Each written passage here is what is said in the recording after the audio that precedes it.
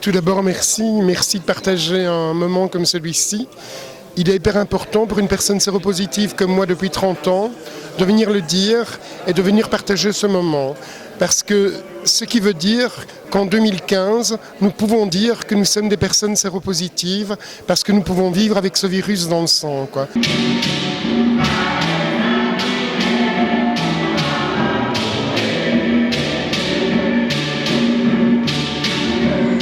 Nous pouvons vivre avec ce virus dans le sang parce qu'il y a des hôpitaux pour nous soigner et des médicaments pour nous soigner. Et nous pouvons vivre une vie tout à fait normale, quoi.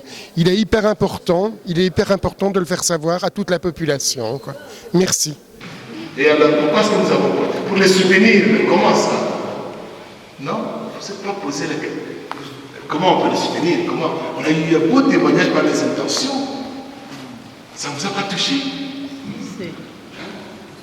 Ce que je vois dans les gens qui viennent par exemple en fin de compte faire un dépistage du VIH, c'est que parfois ils ont mis très longtemps à y venir parce qu'ils avaient peur. On peut le comprendre. On peut le comprendre avec ce qui se passe dans certains pays, mais on ne peut plus le comprendre aujourd'hui en Belgique.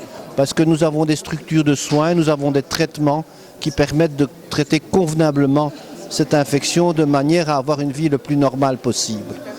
Et 2 personnes dans un groupe. Je dis en vérité, je vous le dis, préserver sa santé, la santé de son conjoint et surtout la santé de bébé qui doit venir. La deuxième chose, c'est quand je vois des personnes africaines que je connais, que j'ai connues comme médecins et qui n'osent pas dire à personne qu'ils sont infectés et surtout n'osent pas à la limite venir à la consultation de peur de rencontrer quelqu'un. Je trouve que là c'est une erreur bien compréhensible, mais c'est un pas qu'il faut franchir et il faut passer au-dessus de ça. Et plus les gens infectés oseront dire qu'ils le sont, mieux ce sera pour l'ensemble de la communauté, mieux on pourra en parler, mieux on pourra se protéger et mieux on pourra se traiter si on est réellement infecté. Et si ce genre d'activité participe à ça, c'est une excellente chose. Merci beaucoup, docteur, pour votre soutien et le partage. Merci.